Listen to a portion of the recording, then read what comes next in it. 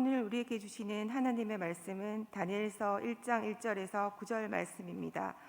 구약 성경 1230면에 있습니다. 유다 왕 여호야김이 다스린 지 3년이 되는 해에 바벨론 왕 느부갓네살이 예루살렘에 이르러 성을 에워쌌더니 주께서 유다 왕 여호야김과 하나님의 전 그릇 얼마를 그의 손에 넘기심에 그가 그것을 가지고 신할 땅 자기 신들의 신전에 가져다가 그 신들의 보물창고에 두었더라.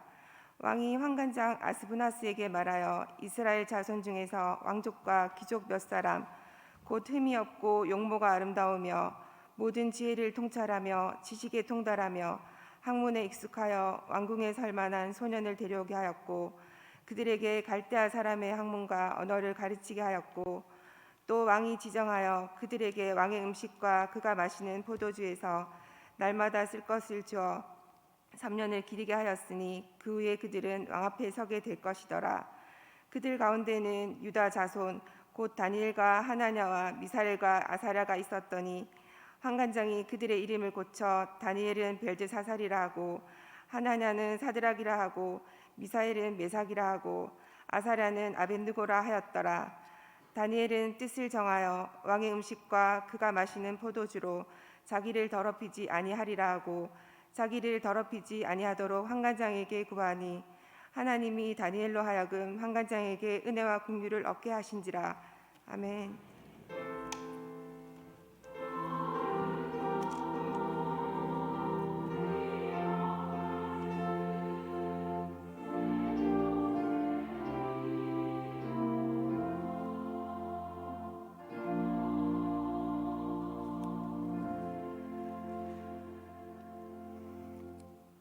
디모데를 담당하시는 박광우 목사님 나오셔서 세상 속의 그리스도인이라는 제목으로 말씀 전해주시겠습니다.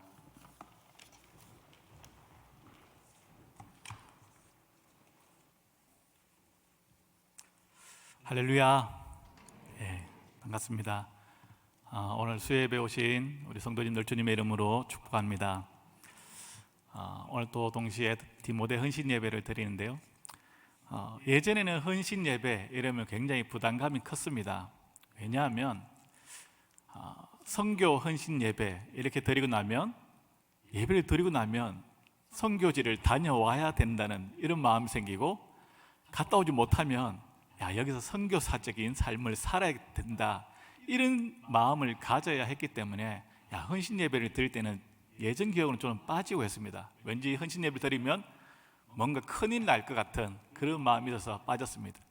동일합니다. 주일학교 교사 헌신 예배 그러면 교사로 이제 헌신해서 내가 가진 물질과 시간과 에너지 모든 것들을 아이들을 위해서 섬겨야겠다, 이 아이들을 위해서 기도해야겠다 이런 마음이 들잖아요. 그래서 헌신 예배하면 왠지 부담스럽습니다. 오늘 이게 디모데 헌신 예배인데 여기 우리 디모데 집사님들이 이렇게 좀 많이 와 계신데 디모데 우리 집사님들에게 헌신 예배, 헌신하십시오 이렇게 말하기가 참 마음이 짠합니다.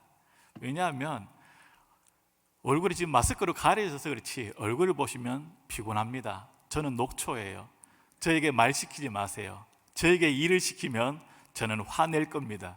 이런 표정이 묻어 있는 거예요. 왜 그런지 아십니까? 40대 중반의 이 연령인데요, 이들이 이제 직장에서 보면 어떻습니까? 많은 일을 해야 되는 그 위치예요. 그리고 어느 정도 또 책임을 지고 있습니다. 그렇다고 모든 것들을 결정하는 그런 자리는 아닙니다. 그래서 50대의 상사들로부터 잔소리를 듣고 치이는 동시에 30대의 세력 파릇파릇한 그 신입사원들에게 또 그들에게 이야기를 하지만 말을 듣지 않고 30대에게 치이는 그 어중간한 끼인 세대, 참 불쌍한 세대죠. 이 사람들이 디모데 우리 40대 중반입니다. 저 역시 이제 40대 중반, 바로 디모데 마지막 나이거든요. 직장에서만 그럴까요? 가정에서 똑같습니다. 직장에서 치이고 집에 와서도 치이죠. 저는 집에서 서열 3위입니다. 아주 높죠. 근데 저희 집에는 단 3명이 살고 있습니다. 그래서 주위에 집사님들도 동일합니다. 집사님들 물어보면 저는 4번째예요. 저는 5번째예요. 어떤 집사님은 우리 집 개보다 저는 뒤에 있는 것 같아요. 이렇게 이야기하는 집사님도 있어요.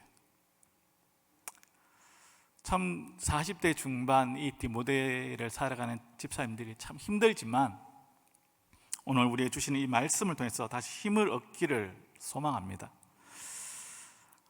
주위에 있는 사람들 만나서 얘기하다 보면 작년보다 올해가 힘들다고 이야기를 합니다. 충분히 공감이 갑니다. 근데 가만히 생각해 보면 지금까지 안 힘든 시기가 없었습니다.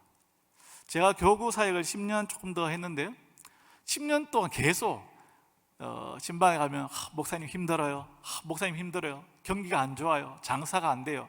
그 이야기를 한 번도 빠짐없이 들은 것 같아요. 계속 들었어요. 매해 힘들고 매해 경기가 안 좋고 장사가 안 된 것 같아요. 근데 가만히 보면 경기가 안 좋아도 잘 되는 식당은 잘 되더라고요. 경기가 좋아도 안 되는 식당은 안 되더라고요. 어떤 식당 사장님은 코로나 때문에 쉬면서 메뉴 개발을 하는 거예요. 그리고 어느 정도 문을 닫고 난 이후에 문을 열면서 대박을 치는 식당도 보았습니다.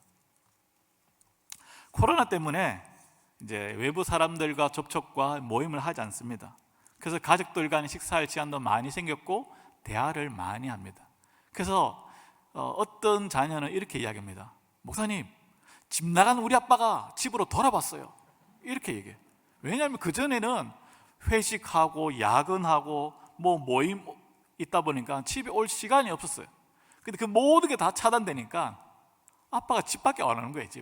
집에 와서 밥 먹고, 집에 와서 TV 보고, 집에 와서 애들하고 놀고, 그러면서 시간을 가지는 겁니다. 어쨌든 분명한 것은 참 힘들고 어려운 시기를 걸어가고 있습니다. 이 시기에 우리가 세상 속에 그리스도인으로 살아간다는 것, 이것은 더더욱 힘들고 어려운 일입니다. 그럼에도 불구하고 이 길을 포기할 수 없습니다. 오늘 본문에 나온 다니엘은 바벨론 속에서 먼저 하나님의 자녀답게 이 길을 걸어갔습니다. 오늘 말씀 통해서 우리 모든 디모데 회원들이 정말 세상 속에서 믿음을 지킬 수 있는 우리 집사님 될 수 있기를 바라고, 세상 속에 그리스도인으로 당당하게 살아갈 수 있는 우리 성도들 될 수 있기를 소망합니다. 그렇다면 어떻게 하면 우리가 신앙생활 잘할 수 있을까? 첫 번째입니다. 그것은 하나님이 역사의 주권자이심을 인식해야 합니다.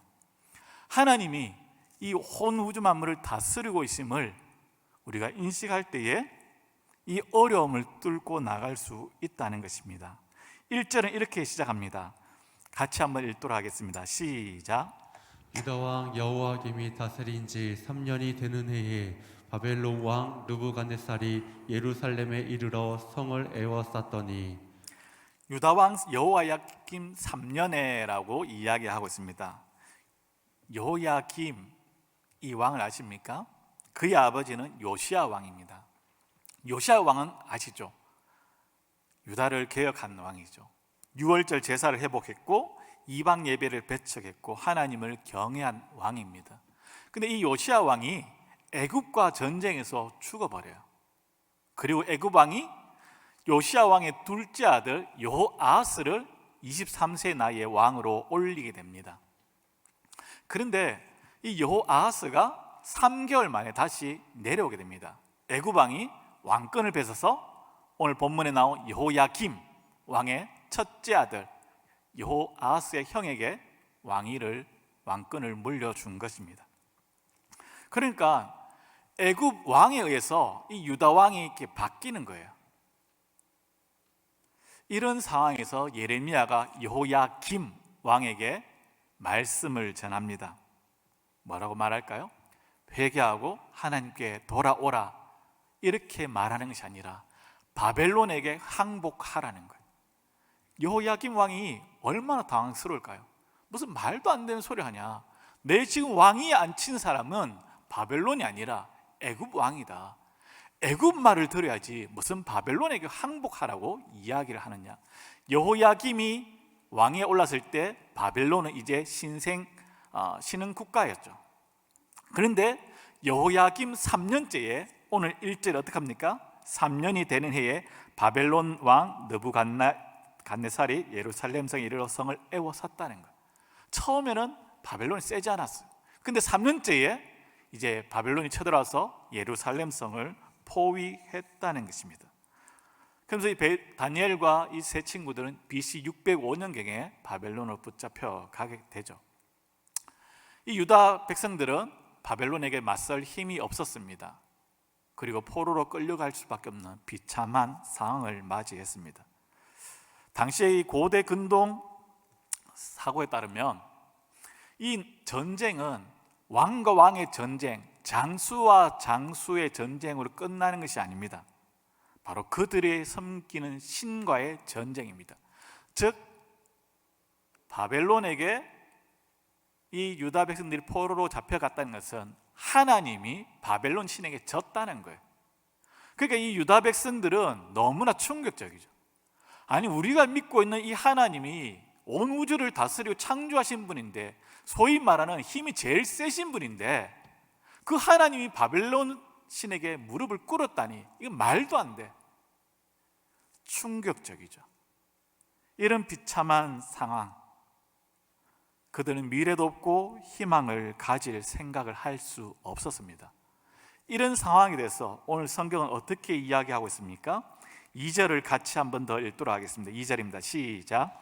주께서 유다 왕 여호야김과 하나님의 전 그릇 얼마를 그의 손에 넘기심에 그가 그것을 가지고 신할 땅 자기 신들의 신전에 가져다가 그 신들의 보물 창고에 두었더니, 주께서 하나님의 전 그릇 얼마를 그의 손에 넘기심에, 하나님이 이스라엘 백성들과 성전에 있는 그 그릇들을 바벨론에게 넘겨 주었다는 거예요. 이스라엘 백성들이 생각하는 하나님의 진 것이 아니라, 하나님께서 이스라엘 백성들을 포기한 것이 아니라, 내가 너희를 바벨론 왕에게 너희를 넘겨 주었다고 이야기를 하고 있습니다. 이것은 하나님의 계획과 하나님의 뜻 아래에서 이루어진 것을 이야기합니다. 내가 힘이 없어서 패한 것이 아니다. 바벨론 그 군사들이 힘이 세서 너희가 힘이 없어서 무너진 게 아니라는 거예요. 내가 그렇게 했다, 이야기를 하는 것입니다. 즉 이 말은 역사의 주관자는 바벨론 왕이 아니라 하나님이 다스리시고 통치하신다고 이야기하고 있습니다. 여러분, 우리도 이 땅에 살면서 때로는 참 우리의 머리로 이해되지 않는 그 일들을 만나게 됩니다. 너무나 답답하고 비참한 상황을 맞이하게 되더라는 것입니다. 예수 잘 믿는 사람들이 참 때로는 힘들고 어려운 일을 당할 때가 있습니다. 어떤 분들 보면 참 이렇게 교회는 열심히 나오는데 얼굴 외모 생긴 것도 그럭저럭 보통처럼 생겼고, 물질도 그냥 이렇게 평범하게 조금 부족하고, 건강도 저처럼 이렇게 좀 몸이 안 좋아서 늘 이렇게 약을 먹고, 그리고 주위에 참 믿을 만한 사람도 별로 없는, 그렇게 이렇게 좀 참 힘들게 살아가는 사람이 있는 반면에, 예수 안 믿는 사람도 어떻습니까? 남들을 속이고 좀 이렇게 부정한 방법을 통해서 돈을 많이 벌어요. 그걸로 어떻게 몸에 좋은 것을 사 먹고 매일 헬스하고 운동하고 건강하고, 그래 돈을 막 버니까 또 사람들이 막 쓰는 거예요. 그래서 많은 사람이 막 따라오고 막 뭔가 이게 좀 잘 나가는 것처럼 보이는 거죠. 우리는 늘 약자처럼 보이고 그들은 참 늘 강자처럼 보이는 것이죠. 근데 하나님께서 뭐라고 말합니까? 그들이 모든 것을 움직이고 통치하고 다스리는 것처럼 보이지만 그렇지 않다. 이 땅에 있는 그 모든 것들을 다스리고 이끌어가는 분은 하나님이시다. 그렇게 이야기하고 있는 것입니다.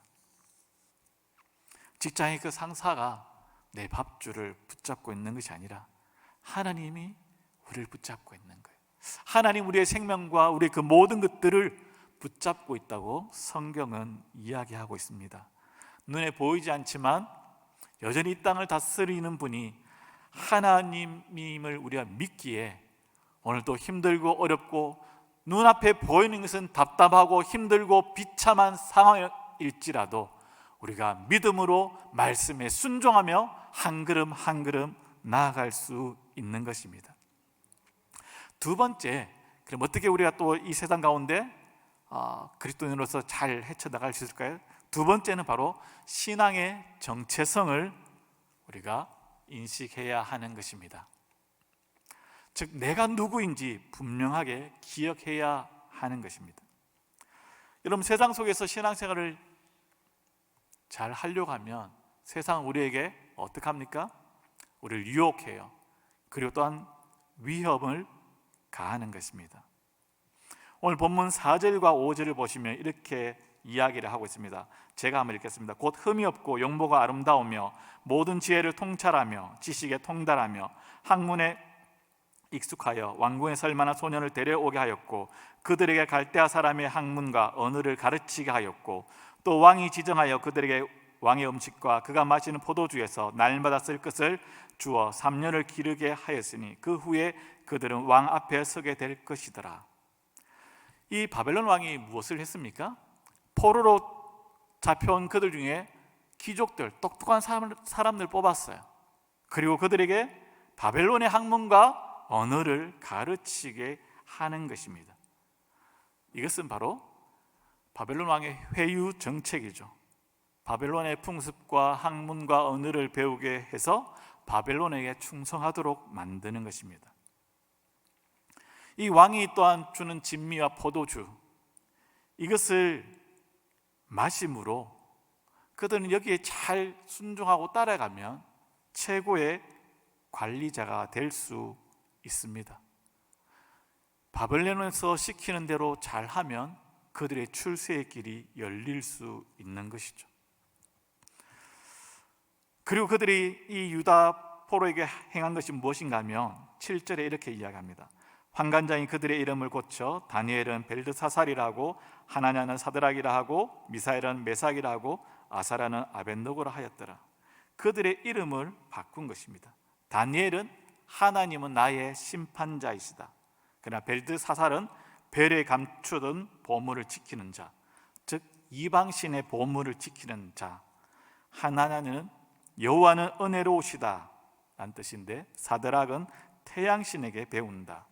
미사엘은 하나님과 같은 이가 누구인가? 메삭은 욕망의 신과 같은 자가 누구인가? 아사라는 하나님은 나의 도움이시다. 근데 아벤누고는 느고의 종이다. 모든 이름을 바벨론 이방신의 이름이 들어가도록 바꾸어 버린 것입니다. 즉 포로로 잡혀서 뭘 시켰습니까? 바벨론 언어와 학문을 가르치고 왕의 진미와 포도주를 먹게 하고 이름을 바꾸는 계명하는 것까지 한 것이죠.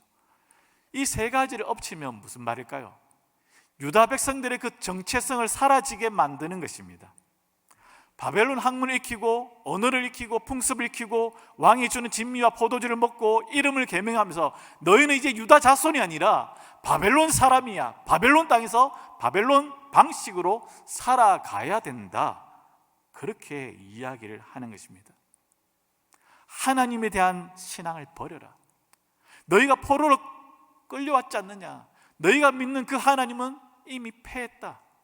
하나님에 대한 믿음과 신앙을 저버려라. 그렇게 이야기하는 것입니다. 세상은 끊임없이 우리에게 이렇게 이야기합니다. 우리의 정체성을 잊어버리도록 만듭니다. 우리에게 이렇게 이야기하죠. 뭘 그렇게 특별하게 신앙생활 하려고 하냐? 남들처럼 그냥 대충 하지. 그렇게 막 열심히 하다가 직장에서 왕따가 되고 그냥 주위의 동네에서도 그냥 이렇게 좀 어울리지 못하는 사람들이 돼. 너 그러다가 세상의 폐인처럼 나고자가 될 수 있어. 그렇게 우리에게 이야기를 합니다. 여러분, 우리의 정체성을 잊어서는 안 되는 것이죠. 이런 바벨론 왕이 유다 포로 다니엘과 세 친구들에게 유다 자손의 그 정체성을 잊어버리게 만드는 유혹과 위협이 있었지만 그들은 지켜내는 것이죠. 그래서 6절을 한번 보십시오. 6절을 같이 읽겠습니다. 6절입니다. 시작. 그들 가운데에는 유다 자손 곧 다니엘과 하나냐와 미사엘과 아사랴가 있었더니 네. 그들 가운데 유다 자손, 그들의 정체성을 분명히 이야기하는, 우리는 유다 자손이다. 바벨론 땅에 살고 있지만 우리는 유다 자손이다. 유다 자손이라는 것은 하나님께 우리는 택한 받은 백성이다. 우리는 거룩하신 하나님을 예배하고 섬기는 민족이다. 이것을 그들이 갖고 있은 거예요. 동일하게 다니엘, 하나님 나의 심판자이시다. 그들의 이름을 끝까지 가지고 있는 것입니다. 여러분, 우리의 정체성은 무엇입니까? 우리는 누구입니까? 우리는 그리스도인입니다. 그리스도인, 그리스도 안에 있는 사람, 그리스도께 속한 사람, 그리스도께 속해 있기 때문에 그리스도를 닮아가는 사람이고 그리스도를 따라가는 사람들입니다. 예수 그리스도가 우리의 소망이 되시고 예수 그리스도가 우리의 전부가 되시고 예수 그리스도를 통해서 모든 것들을 바라보는 사람이 그리스도인이죠. 예수 그리스도와 함께 살고 함께 죽은 사람. 이 땅에 살아가면서 세상의 그 방법과 세상의 법칙을 따라가는 것이 아니라 하늘의 그 은혜의 법칙을 따라가는 사람, 자신의 욕심과 욕망대로 살아가는 사람이 아니라 하나님께서 우리에게 주신 그 나만이 할 수 있는 그 사명을 따라 하나님의 그 목적대로 살아가는 사람, 그들이 바로 그리스도인입니다. 이것이 우리의 정체성입니다. 그렇기 때문에 세상의 기준과 세상의 잣대로 살아가는 사람들이 아닙니다. 우리의 정체성이 흔들려서는 안 됩니다. 여러분, 우리가 이렇게 살아가면 어떻습니까? 우리에게 손해가 있죠. 힘듭니다. 그럼에도 불구하고 어떻게 됩니까? 세 번째입니다. 성결한 삶을 드러내기로 정해야 하는 것이죠. 성결한 삶을 드러내기로 작정해야 하는 것입니다.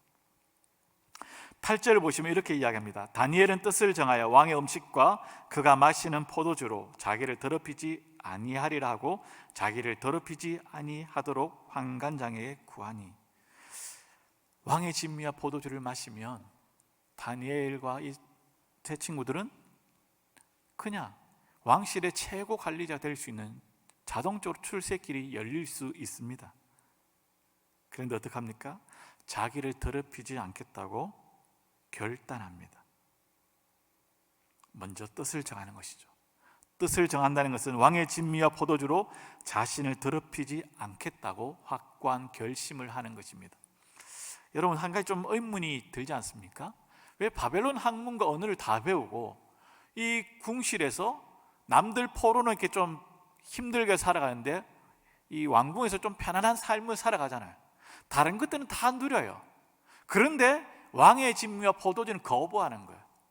이게 무슨 의미가 있을까요? 어떤 사람은 이렇게 이야기합니다. 이것은 우상 숭배에 바쳐졌기 때문에 먹어서는 안 된다. 어느 정도 일리가 있습니다. 그런데 채소를 먹잖아요. 채소가 제물의 우상 숭배 제사에 드려진 것이라면 그건 먹어서는 안 되는 거죠. 조금 이해는 가는 것이죠. 어떤 사람도 정결하지 못한 음식이기 때문이다, 그렇게 이야기합니다. 그래서 정결하지 못하다 그러면 죽은 짐승이나 부정한 것을 만졌을 이방인들과 접촉도 피해야 하는 것이죠. 이것도 조금 뭔가 좀 논리적으로 이렇게 좀 명확한 해답이 될 수는 없었습니다. 그런데 분명한 것은 오늘 이렇게 이야기하는 거죠. 왕의 음식과 포도주로 자기를 더럽히지 아니하리라. 왕의 이 음식과 이 포도주를 마시는 것이 자신을 더럽힌다고 생각한 거예요. 그래서 나는 이것을 먹지 않겠다, 나는 이것을 받아들이지 않겠다, 거부한 거예요. 즉 이 왕의 음식과 이 진미와 포도주를 거부한 것은 내 삶의 주인이 바벨론 왕이 아니라 하나님임을 드러내는 행위예요. 나는 이것을 먹지 않겠다. 그들이 나에게 요구하는 대로 그 모든 것들을 시키는 대로 내가 따라가는 삶이 아니라 내 삶의 주인은 내가 아니라 바벨론 왕이 아니라 만군의 여호와 하나님이시다. 그 하나님이 내 삶의 주인이기 때문에 나는 이것을 먹을 수 없다. 이것을 통해서 내 삶을 더럽힐 수 없다. 이렇게 이야기하는 것입니다. 그래서 다니엘은 설령 이 왕의 진미와 이 포도주를 거절함으로 자신에게 죽음이 온다 할지라도 이것을 감수하는 것이죠. 아마 이렇게 이야기했을 때 주위에 있는 동료들이 뭐라고 이야기할까요? 괜히 버티지 말고 먹어. 잘못 거부하다가 죽을 수 있어. 일단 지금은 살고 봐야지. 지금은 살고 나중에 기회를 봐서 또 하면 되잖아. 아니면 왕의 진미와 포도주를 먹고 기도 열심히 하면 되는데 왜 그걸 거부하냐?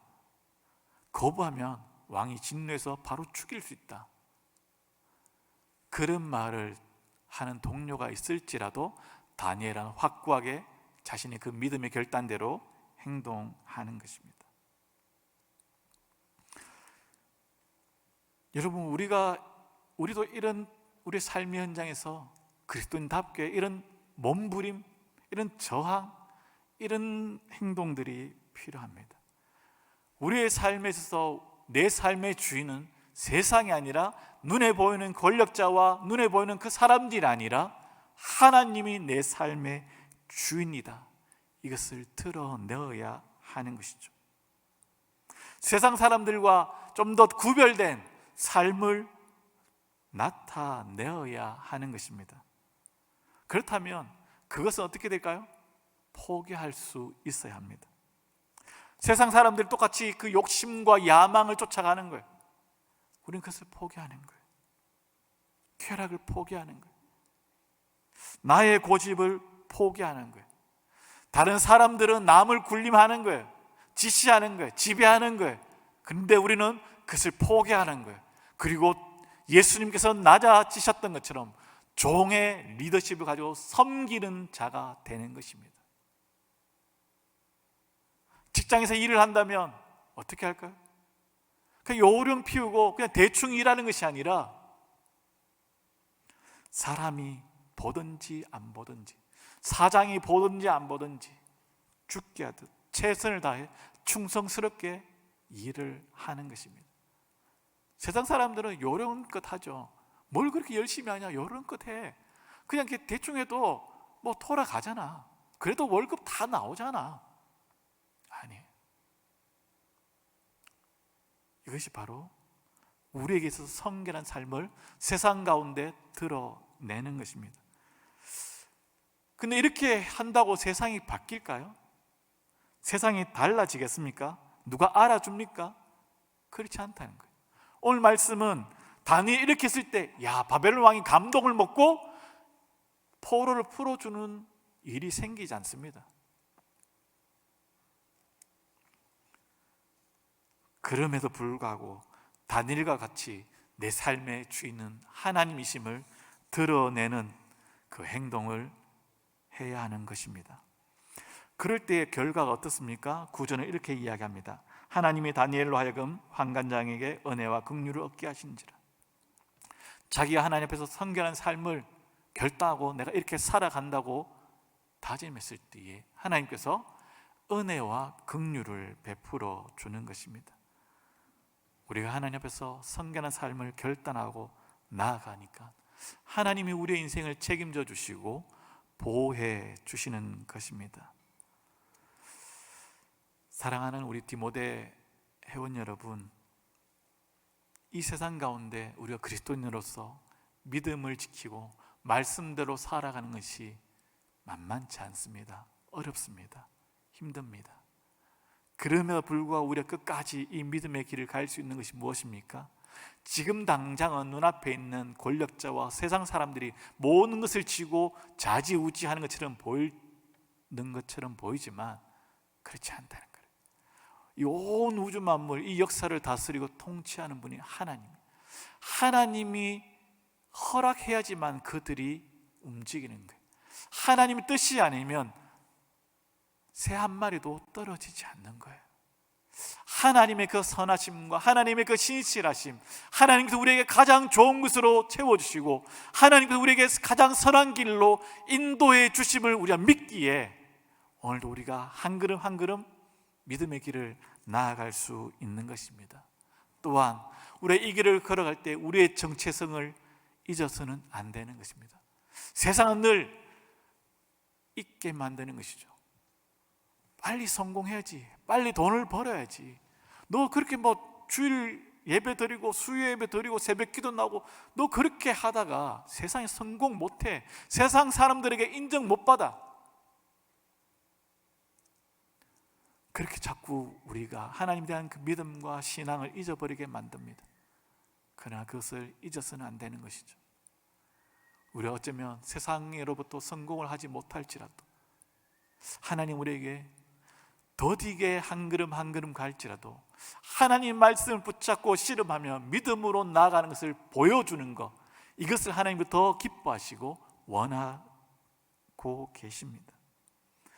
그리고 우리의 그 삶의 현장에서 성결한 삶을 드러내는 것, 세상 사람들과 다른 거룩한 삶을 드러내는 것, 세상 사람들과 똑같은 목적을 향해서 달려가는 것이 아니라 나의 욕망과 나의 욕심과 나의 야망과 내 고집, 내 주장을 꺾어버리고 포기하는 것, 그리고 다른 사람을 세워주는 것, 다른 사람을 섬기는 삶을 살아갈 때 그들이 우리를 인정해주고 주님 앞에 섰을 때에 주님이 우리에게 잘했다 칭찬받을 수 있을 것입니다.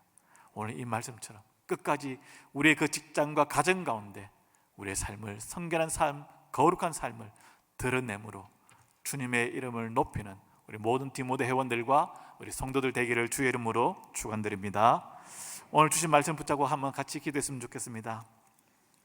하나님, 눈앞에 보이는 것이 답답하고 힘들지라도 끝까지 하나님 온 우주를 다스리고 통치하시는 분이 하나님이심을 우리가 믿으며 나아가게 해달라고, 하나님 그리고 우리가 누구인지, 내가 누구인지 하나님의 자녀임을 깨닫고 하나님의 자녀로서 부끄럽지 않은 삶을 살아가게 해달라고, 우리의 가정과 우리의 직장 가운데 하나님 내가 성결의 삶을 살아가기로 결단하고 뜻을 정하여서 한 발짝 한 발짝 내딛는 나 자신이 되게 해달라고, 우리 오늘 말씀을 통해서 말씀을 주신 대로 우리 다 같이 한번 기도하겠습니다.